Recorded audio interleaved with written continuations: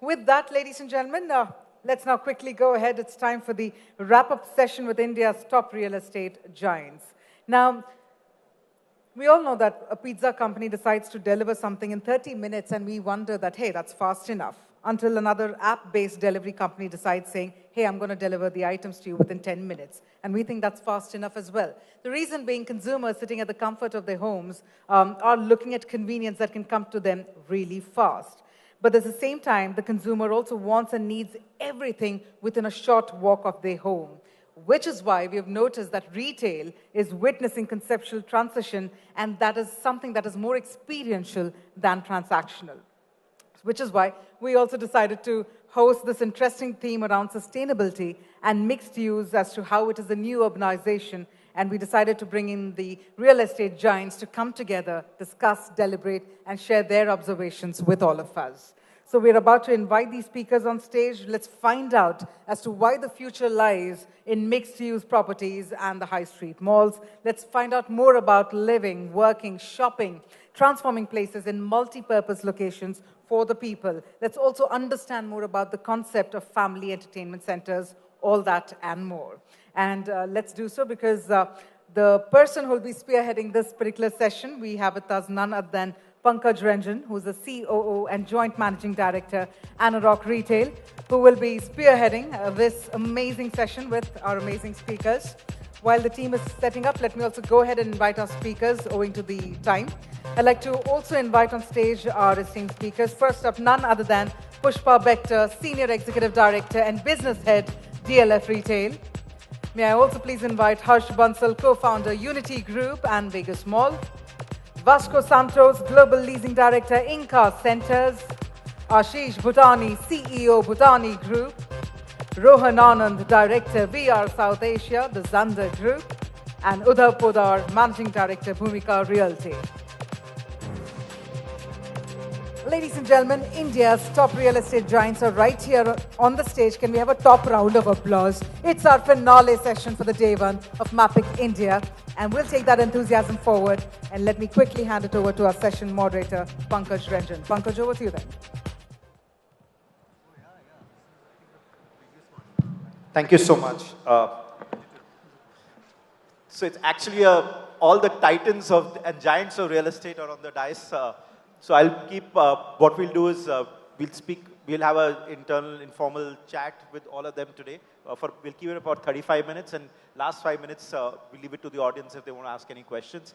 So let me start with the biggest giant of our real estate, as Harshji says, the DLF, the trendsetter of retail. And they've been set up the footprint in the NCR market and in the northern market and have aspirations to now go all over India with the retail business. And Pushpa, I was talking to you, segmentized the retail business and have done all these spectrums of retail. So the first luxury retail mall in India, thanks to DLF, we got to experience in India. The best food dedicated retail center, lifestyle shopping centers, and the others. So when you look at retail, and we talk about sustainability and we talked about mixed-use developments, we've seen that particularly with DLF, you've always had retail as one anchor in a large part of our development, and then looked at building a lot more around it as well. So what is the vision and the thought process of DLF, and particularly when you've been building these retail centers, how are you looking at this business? What's changed over the years, and what do we look to see in the future on this? Good evening, everyone. Well, to start with, I think we are seeing a phenomenal next decade where retail will really be maturing in this country. So there are opportunities galore. Now, what we have doing within DLF is that, DLF has got fabulous residential catchments. It's got offices.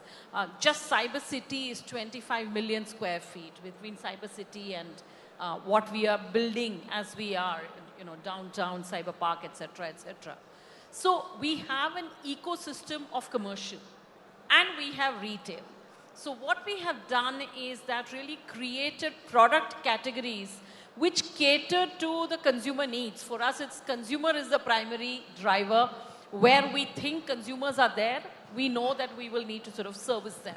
With that approach, we have destinational malls. Destinational malls are Mall of India, Noida, Mall of India, Gurgaon, which is under planning stage, etc. So those are destinational malls. And this destinational mall is ideal to anchor in a mixed-use development. So Gurgaon, which is our flagship project, will be up and running. It's in the planning stage at this point. Will have the largest, probably the largest mixed-use development, where we will have over 8 million square feet of office and around, 2 to 3 million as we go by in terms of retail. So now that's a very strong mixed-use development, nestling within a very large township of commercial. So we have 25 million square feet of commercial space already within a 2 kilometer to 3 kilometer catchment. So there is a primary catchment which is sitting within the DLF ecosystem of residential, which is our secondary catchment, and retail becomes the anchor. So that's one style. The other product category is our plazas.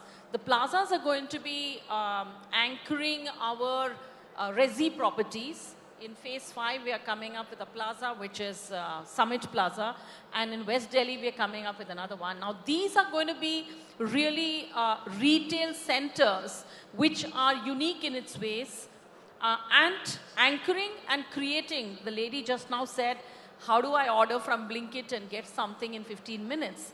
Our vision is a person should be able to walk to their retail favorite store and be able to shop or, entertain or dine within that next same 15 minutes. Just walk across, be casual, and enjoy your life, because experiential retailing, physical retailing, is the one which is seeing the largest rebound and growth. And we'll believe that this is going to sort of really explode in the times to come. So we are really looking at mixed-use development of this nature, both with resi as well as with offices. And there will be standalone retail. We have Goa coming up, which are standalone as a retail proposition. That is purely catchment area strength determined. If the catchment area is there, then we'll go ahead and have those destinational developments. So when DLF develops these retail developments, and you said it's with where you have residential developments and you anchor it with retail, and then when you're doing large office developments and then you do retail alongside or below that at the others, does story start at retail, or does the story is an afterthought and saying like, no, we have some balance FSI available, let's put retail because, oh, we build 1 million square feet of office, niche kuch, we'll put some coffee shops at the others. Is a retail an afterthought anytime, or is it that retail as a category is now part of a development at the drawing stage itself, is purposely built keeping in mind, this is going to be office, this is going to be retail, this is going to be X. So is it, because in a couple of years back, retail used to be an afterthought. Pankaj, I can tell you, when I talk to the M&A specialists, when I talk to most of the bankers, retail as an asset class used to be the third preferred. I think no longer so. No longer so. So retail today is in the annual as a very preferred asset class. Be that as it may, within DLF, we plan retail or offices or the blended use right from the planning stage. From the word go, it has to be planned. If we don't plan it right, we won't get it right. So we are very clear. Yes, we may not want to build the entire 11 million at one go, probably, or probably we may. But we always plan the entire master planning together, else you are bound to get things wrong. And retail is no longer can do, should we do kind of a question anymore. Retail is very, it's from a commercial standpoint also, with rentals going where they are. If we compare it to the other asset classes, retail is highly preferred. So we are able to generate that business in spite and give very, very good paybacks in spite of a high construction cost. So yes. Okay. Coming to you, Harshji. Harshji, Unity Group has done, I know at one time doing a lot of standalone high street retail and offices, the traditional model with, which were land auctions by DDA. Unity Group has done a lot of residential offices, warehousing and retail, and now a lot more in retail. I've seen that your spread in retail is very widespread, like in your own sense, I'm not saying compared to a DLF or the others, but you've done very small boutique projects where actually the project was meant to be a car parking space of solving the parking problem, and they said, to build a car parking, multi-level car parking, let's make a mixed use and make it retail along to make it sustainable. You've done a very large project in Dwarka, which is a mixed use with a hotel, offices, high street retail, and a mall. And then now doing NSP and many other projects as well in Delhi. So when you look at these projects and when you evaluate from a particularly when it is got multi-use in that, what is the thought process of investing in it?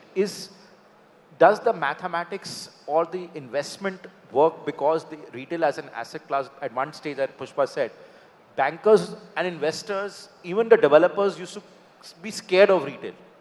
That they used to be scared that retailer के agreement करेंगे, पता नहीं चलेगा नहीं चलेगा, office is more stable, residential बिक जाता है, पैसा आ जाता है. So retail was never looked at as very sustainable, but suddenly we see groups like yourselves, DLF and all the others on this panel, investing a lot more retail. What are you seeing? That where is the opportunity? And secondly, I know you have also built a project now in Mohali, which is let's say tier 2 town. The logic of going to tier town, what is the paybacks better? What is your opportunity? And it's a mixed use development in Mohali as well. So can you share your insights and story of how you're looking at this business and how you looked at it in the past too and how you're looking at it in the future? Thank you, Pankaj, and good evening, everyone. So you are right, actually. We were developing earlier small boutique retail, and before that we were mostly in developing office buildings, mainly in Northwest Delhi and Rajendra Place and other parts of the city. Later on, as the theme of our, you can say, today's chat is mixed land use as sustainability. And I will explain you in my experience, the both are actually, you can say, complementing to each other. I will explain you how. So let us take example of Vegas Mall. Vegas Mall is around 2 million square feet of total development, and where we have around 1.4 million is the mixed use and rest is the parking. So out of 1.4 million, 7,500,000 square feet is retail, 300,000 is around office building, and then we have two hotels. One is Crown Plaza 170 key and another is Holiday Inn Express, again 170 key. And out of 750,000 of retail, we have 100,000 square feet of high street retail, as well as 650,000 square feet of typical retail, you can say. So what we noticed, what we observed that, in our opinion, it's a perfect way to develop, you can say, sustainable development when we do mixed land use. So I'll give you a few examples. Like in our Vegas Mall, our average footfall is 50,000 plus in weekends. So every Saturday, Sunday, we, you can say, attend 50,000 footfall. In the weekdays, it is around 30,000. So there is a huge gap between Monday to Friday and Saturday, Sunday. The parking requirement for Saturday, Sunday is around 5,000 cars and 4,000 two-wheelers. On the weekdays, it is 3,000 and 2,000. So what we observe, we have to develop infrastructure for the weekend. I can't develop infrastructure for the weekdays. So I have to develop parking lots for 5,000 cars. I have to develop electricity. I have to develop air conditioning, garbage control, everything for the peak time. That is our Saturday and Sunday. But what happens to the weekdays? 40% of that is unutilized. The parkings are lying vacant, electricity is not utilized, air conditioning is not used, garbage area is not used. When we mix this with the office building, so the 200,000 square feet of office houses around 150 different companies, and most of them work Monday to Friday. So that Monday to Friday, 200,000, they need around 1,500 cars. They need around you can say, megawatt of electricity, 500 ton of air conditioning, and some garbage and some other things.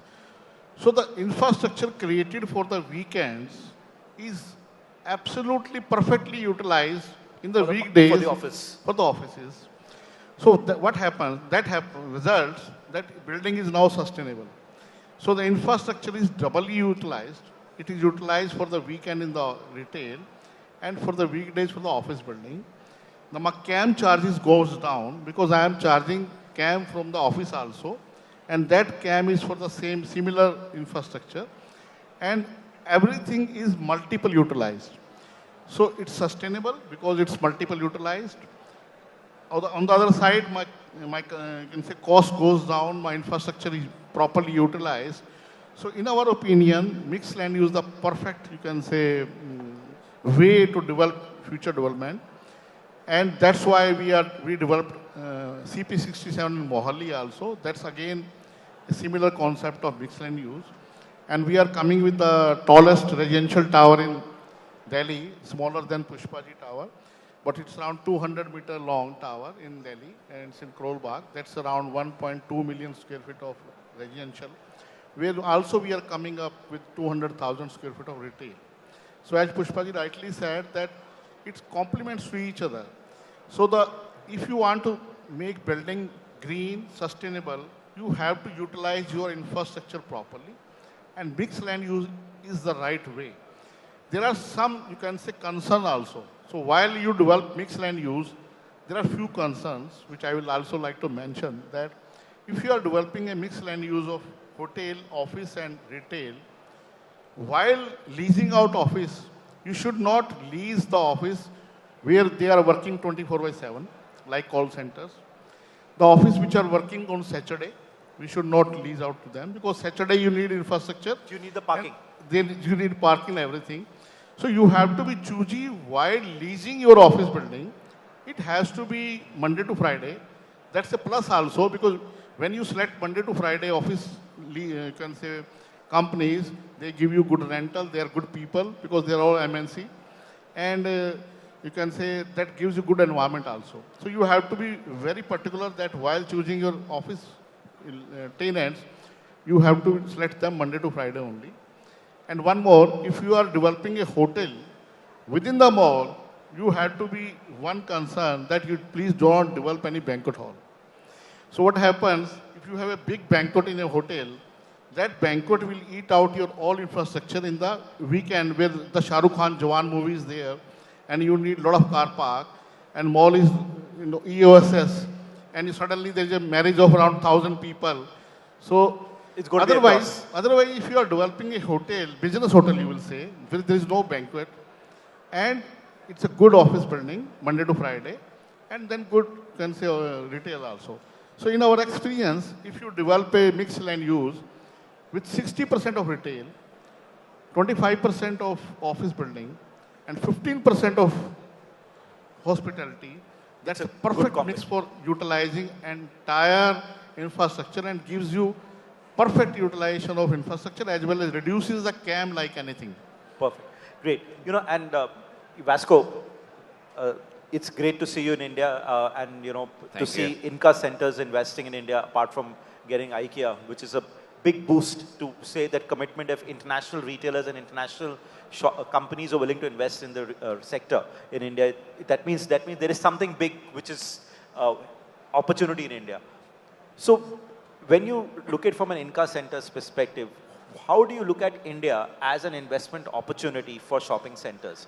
What do you think, what made, I would say from a perspective, attracts global giants like you to invest in India? Secondly, is there any learnings which we can pick up from sustainable developments and mixed-use developments internationally which you are seeing, which can be implemented here, or there is an opportunity to do something more in this sector, in the developments like we have to do? Thank you, Pankaj. Good evening, everyone. It's a pleasure to be back to Mumbai. As you mentioned, so most of you might not know a lot about Inca centers, and we, together with IKEA Retail, we are part of the same group. So we have in our DNA these, these retail, very strong in our blood. So what we do is primarily retail lab. That's at the center of what we do. But what we are doing from San Francisco in the US to Shanghai in China and in all the other geographies where we are present is, together with IKEA, because we have the same vision, is to create a better everyday life for the many people. And the spaces we create, multi-purpose spaces that we create to answer to these three big points that we wanted to deliver, which is fulfill customers' needs, and that I think that everyone here have the same customer centricity. Bringing people together, that's something that we have very strong focus. And here is where what you said about India. I mean, India is a priority market for IKEA, is a priority market for us as well, right? And we want to be closer to the people, and we want to be, you know, as present as possible in the market. So of course, you know, it will depend on the opportunities. But as I said, what we have as our strong, in our strong brand, as I said, is these three elements, is answer to people's needs, and that's about retail, that's about convenience. In many geographies today is about how can we support retailers in their omni-channel journey, right? So you help retailers and you help customers. Bringing people together is creating a sense of place. And that's something that, you know, we put a lot of focus, not just on development, but also on the operation. In our Likali Gurugram, it's a project that we have in Gurugram, we will have a lot of spaces, common spaces that we want the people to use. It's about roof gardens, it's about interior gardens, it's about amphitheaters, it's about all the spaces, you know, qualified F&B, is about innovative workspaces. So the way we see it is that this needs to be places that are lived by the community. So this sense of community is very strong. And the third one is how to make a positive impact in the community. So these three elements are very important. And when I say positive impact in community, it's not just about sustainability, which is something that, you know, I think all of us here have a big focus. We have right now also very strong agenda on circularity. That's something that, for example, we are even creating our own concept of circularity. It's also about how can you deliver to the people the events or the entertainment. So how can you help them to develop as a community, as customers? So this is also that sometimes it feels like we are not in real estate business. Sometimes it feels like we are, you know, running events, creating initiatives, and our meeting places, they have thousands of initiatives every year. So in India, we want to do exactly the same thing, because this is what is our matrix as company. Just to add on the how, I said the why, I said the what, but how we do it, and I think that sometimes might not be, you know, clear why a real estate company does this. We create our own concepts. We are launching our food hall, our own food hall. We are launching our own co-working space. We have this circularity concept, as I said. So we are becoming also a creator of concepts and bringing this to the people. Great. You know, Ashish, when we were sitting and all of us are having a chat outside, and you know, you talked about, obviously all of you represent developments, particularly in large cities, but you also talked about that today the opportunity in India to do mixed-use developments is not only in the big cities of NCR or Mumbai or Bangalore, and somehow all three of you who have developments in tier 2 and tier 3 cities in India are sitting alongside.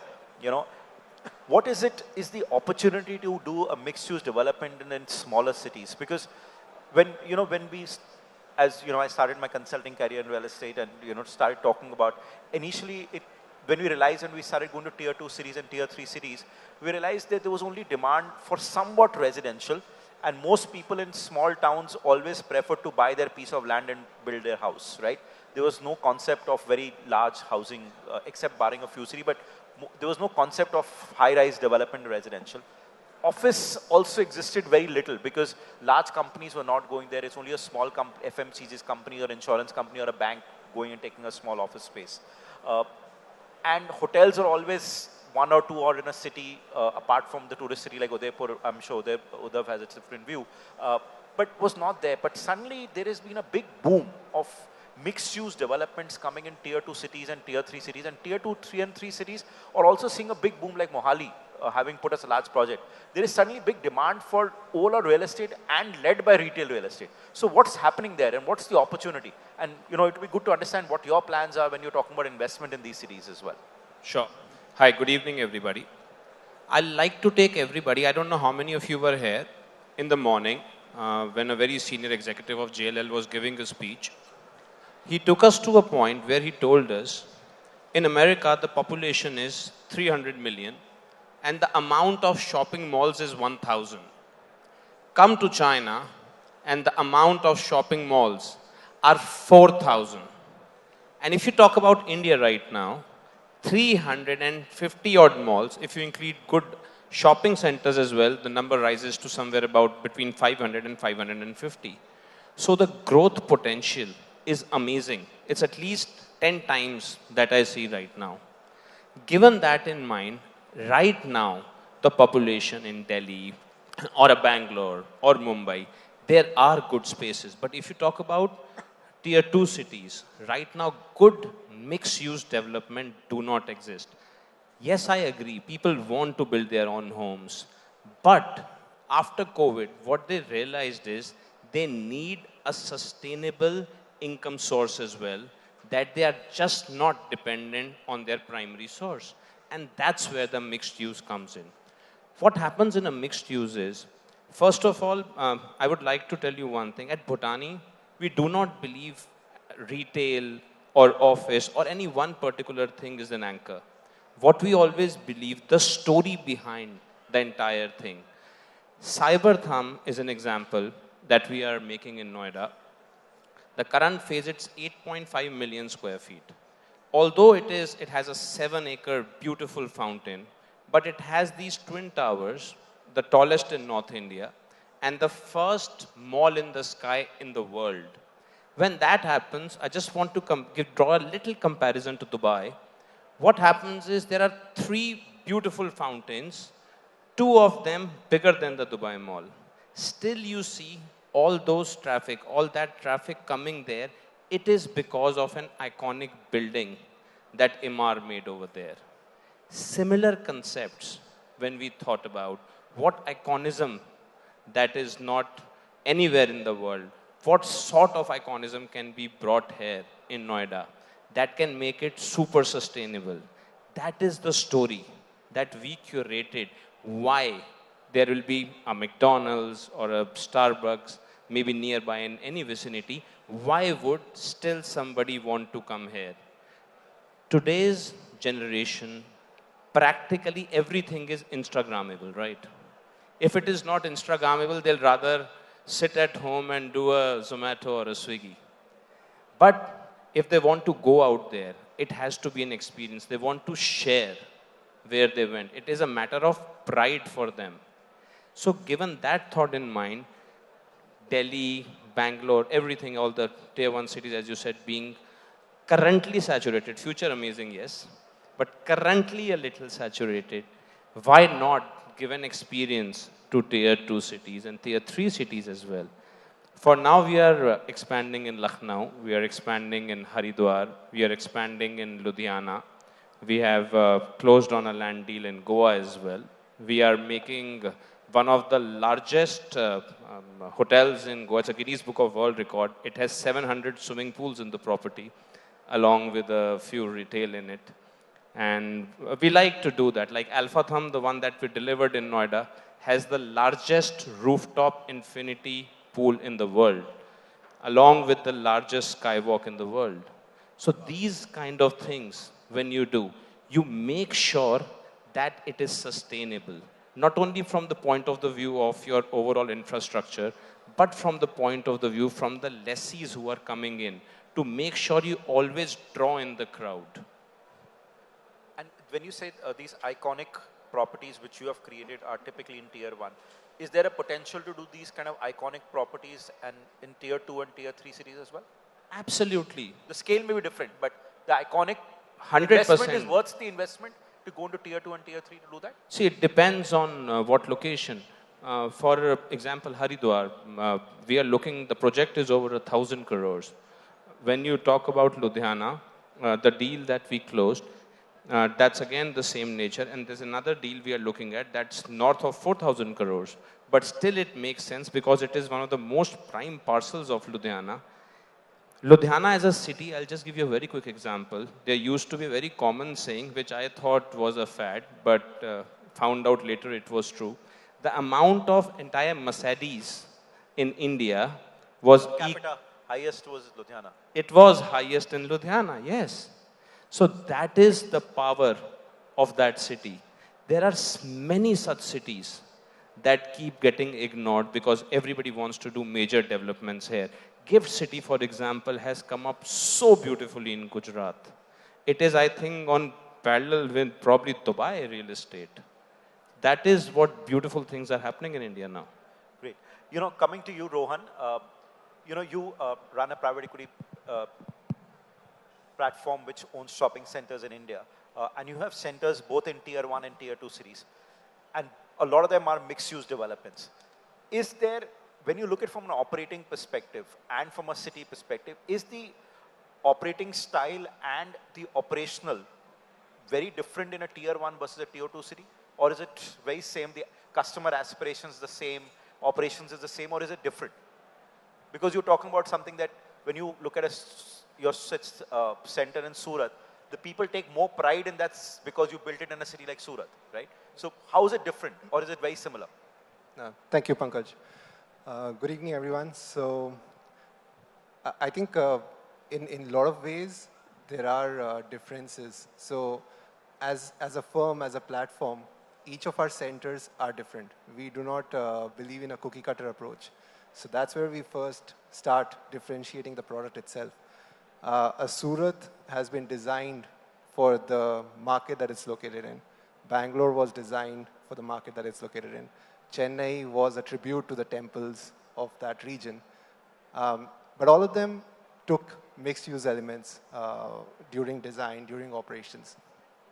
So because of the maturity of the market that we were present, we had to obviously tweak the product offerings. So when we look at a metro city project, so Bangalore or Chennai, they encompass the entire live, work, play in its entirety. They have boutique residences, they have flexible working, they have retail, they have health and wellness within the campus.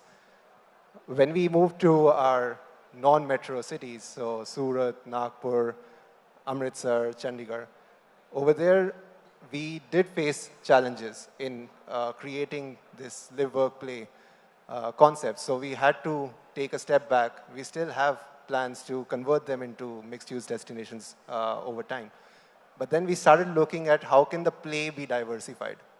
So the play can be something small like giving a garden and using it for community events. The play can even be creating art galleries, educational training institutes, and that's what we're trying in multiple of these smaller centers. So that's from the design side. Now, when the customers are also coming from in a Bangalore or a Chennai, they all have a lot more options. So they might interact with multiple users, but there's always a comparison. There's always a competition for attention with the customer for each of the products. So you're not engaging as much or not creating that strong a bond with the entire market, so to speak. You might be creating a loyal fan base. Whereas in the smaller cities, yes, that does happen a lot when we visit Surat, when we visit Nagpur and Amritsar, wherein they actually take pride and they actually take people who visit these cities to those centers. So on TripAdvisor, for instance, Surat juggles between number 1 and number 2 on TripAdvisor. So that's a huge thing for a retail-led center. So that's how we operate. Now, when it comes to, although there are a lot of differentiation, there are some similarities that you have to maintain. One is customer centricity. That doesn't change. So the customer profile is very different from a Bangalore to a Surat, but you have to manage the basics, the ethos of customer service. You have to ensure the technology is being applied across the country in equal measure. So whether it's renewable energy, whether it's parking automation, whether it's customer analytics, those things are happening together. And even from the demographics that are coming to us. So they might be coming from different socioeconomic profiles.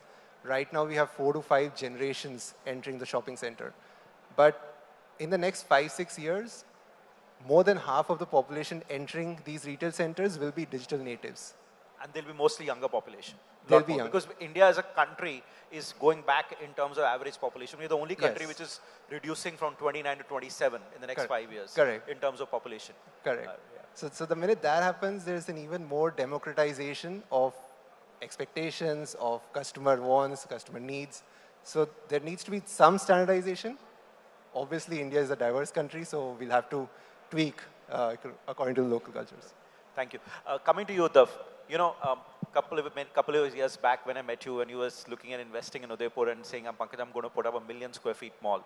And I was like, 1 million square feet in Udaipur. And today we are talking about million is already done and dusted, when then you're now putting up another 1 million square feet. And it's a mixed-use development, right? Yeah. It's a mixed-use development. So I want to understand the logic and thesis on how you started the thinking of a thought process of putting 1 million square feet of a mall there. And now what's the logic of putting another 1 million square feet of a mixed-use development, which is anchored by a shopping center? Okay. So thank you. I'll give context to everyone about the development, and then I'll go to why we did it. So this is a 1.8 million square feet of development built in 2 phases. Phase 1 is 1 million square feet, which has got retail, shopping mall, high street retail, offices, service apartments, and we're building a 200-room hotel as we speak right now. So 4 assets. 4 assets in 1 million. And now another 1 million is being built. Why we did it? First, conceptually, we travel all over the world and we see the convenience of these centers, and we wanted to bring that to Udaipur. Also, Udaipur was a nascent market. There was no real estate market in Udaipur. So we were also scared. So we also kind of hedged our bets, to answer your question in the beginning, as an investment strategy.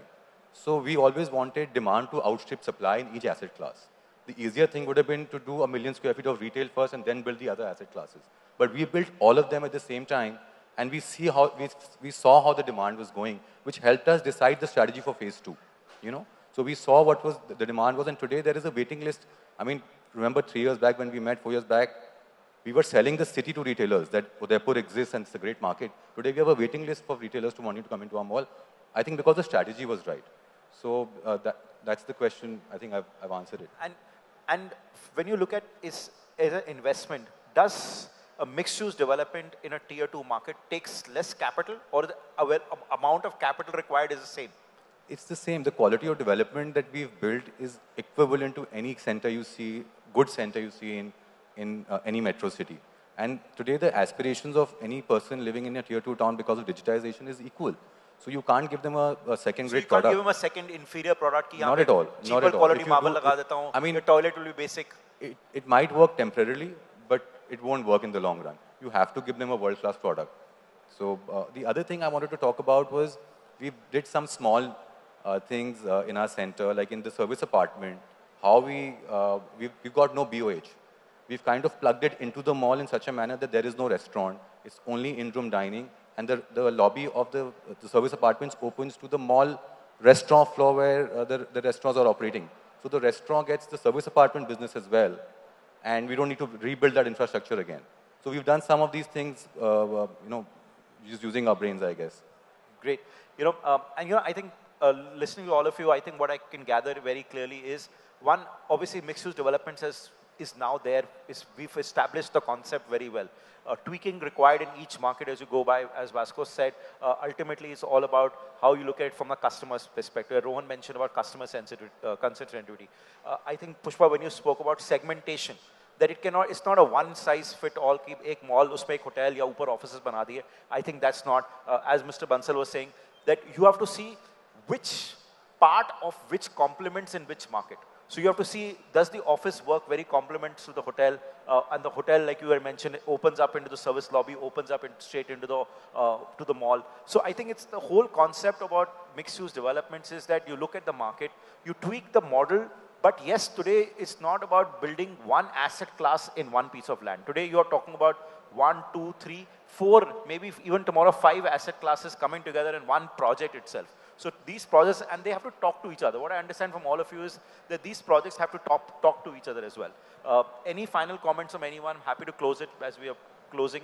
I wanted to just explain a few things. That for us, sustainability in DLF means that are we building a, are we increasing carbon footprint? It's very important for us to also understand that as far as mixed-use development is concerned, how do we create something which is not carbon footprint neutral, but at least plan it in such a way that you are reducing the same. And we are very proud of the fact that we are world leaders. We've got LEED Zero. And we are the topmost company in the world to have LEED Zero, which means the water that we consume is the water we discharge. And so there's complete recycling of water, number one. And Pushpa, correct me if I'm wrong, DLF Mall of India was the first platinum rated mall in the country. Yes, I'm coming to that. Now, we have the distinction of the largest platinum rating, be it in office buildings or malls. All this means that there is very superior operational processes with recycling in mind, with the fact that there is minimal usage of energy. And this is something that we will need to look at even more closely when it comes to mixed-use development. Because one is, of course, sharing of resources, which is like parking, sharing, etc. But really the fact that if you're building 2 million square feet to 12 million square feet, the idea is how do we create something where infrastructurally you're not impacting that region. And that, to a large extent, becomes the responsibility of the developer, and we'll definitely need to take that into consideration during planning stage and make it, I wouldn't say 100% sustainable, but a sustainable building as much as that environment and the rules in that environment allow. Yeah, and I think very important point, and before we wrap it up, I think it's also about sustainability. It's not about it's also about giving back to the world which we are operating in. So it's more of a commitment. And I think what will happen is that we are seeing in vehicles as well. I think real estate also we are seeing slowly the government is going to come more and more heavily and will require the norms are going to become more difficult as well to start complying with the environment. So sustainability does not only mean efficient buildings and the others, and I think it's also about looking at it and saying how do we make it more sustainable from an environment perspective as well. So thank you so much. Really appreciate all of you for your as we say, real estate giants, sharing your experiences with everyone. And I'm sure all of you all would experience your projects at some stage or the other. And they're iconic projects each of you have built and are building in the process. And hopefully we meet next year. We will have built some more of it. And we'll happy to share your experiences further going on as well. Thank you so much.